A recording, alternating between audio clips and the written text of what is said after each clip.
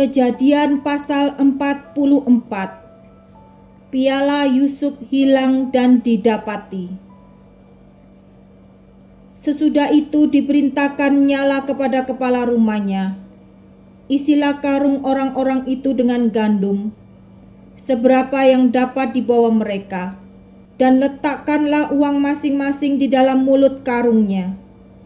Dan pialaku, piala perak itu, taruhlah di dalam mulut karung anak yang bungsu, serta uang pembayar gandumnya juga.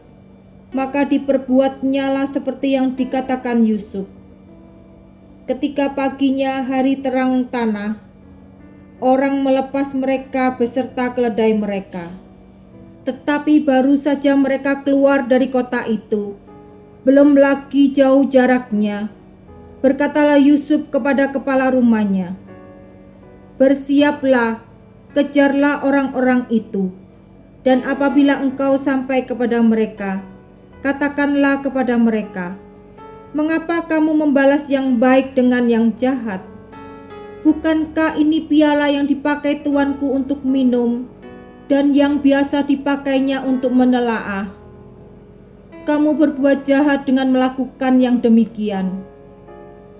Ketika sampai kepada mereka, diberitakannya kepada mereka perkataan Yusuf itu.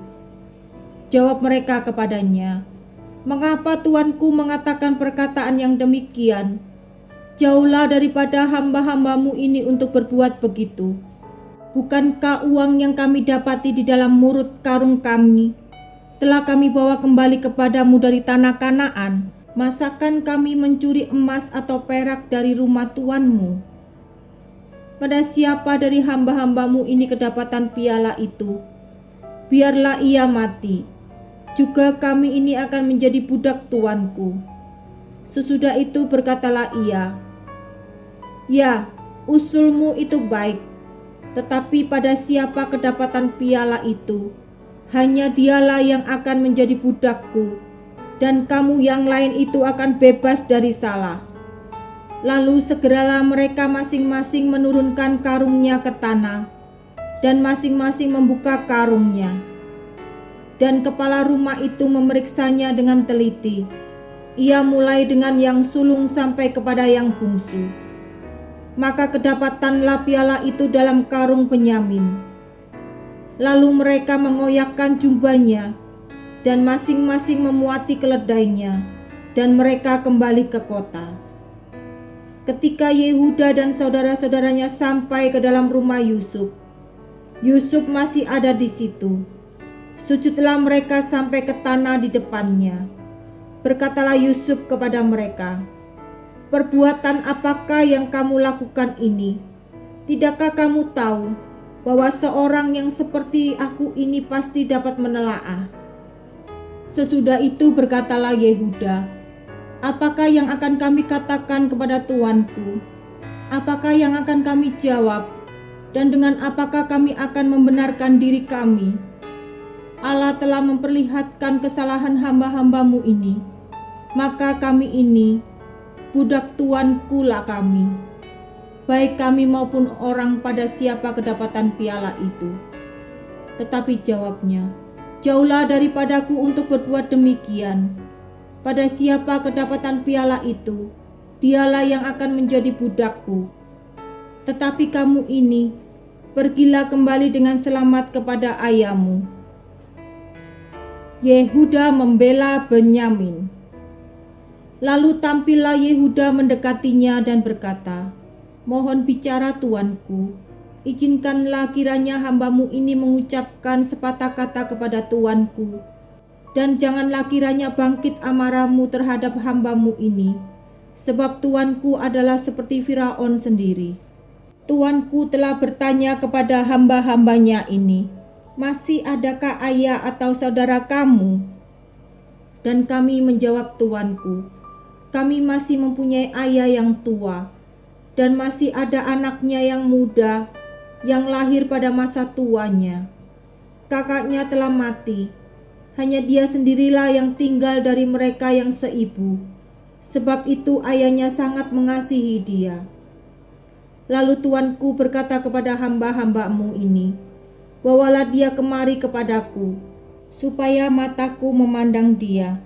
Tetapi jawab kami kepada tuanku, anak itu tidak dapat meninggalkan ayahnya.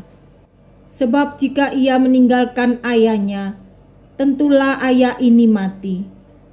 Kemudian tuanku berkata kepada hamba-Mu ini, jika adikmu yang bungsu itu tidak datang kemari bersama-sama dengan kamu, kamu tidak boleh melihat mukaku lagi.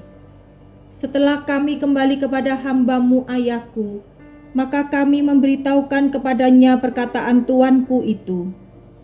Kemudian ayah kami berkata, kembalilah kamu membeli sedikit bahan makanan bagi kita.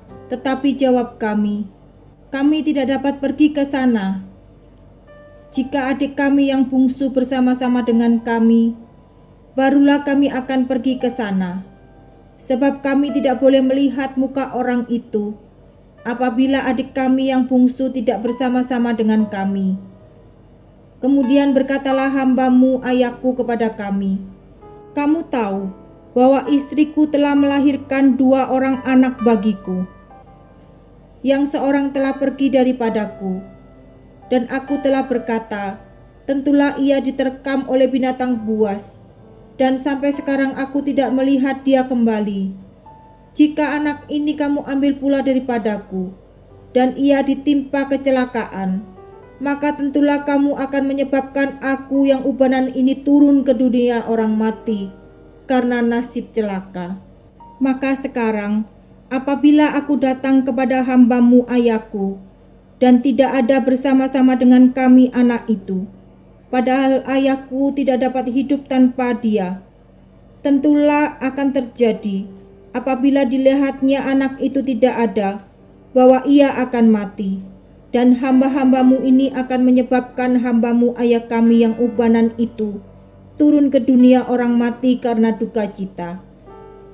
Tetapi hamba-Mu ini telah menanggung anak itu terhadap ayahku dengan perkataan, jika aku tidak membawanya kembali kepada Bapa, maka akulah yang berdosa kepada Bapa untuk selama-lamanya. Oleh sebab itu, baiklah hamba-Mu ini tinggal menjadi budak tuanku menggantikan anak itu, dan biarlah anak itu pulang bersama-sama dengan saudara-saudaranya. Sebab masakan aku pulang kepada ayahku, apabila anak itu tidak bersama-sama dengan aku tidak akan sanggup melihat nasib celaka yang akan menimpa ayahku.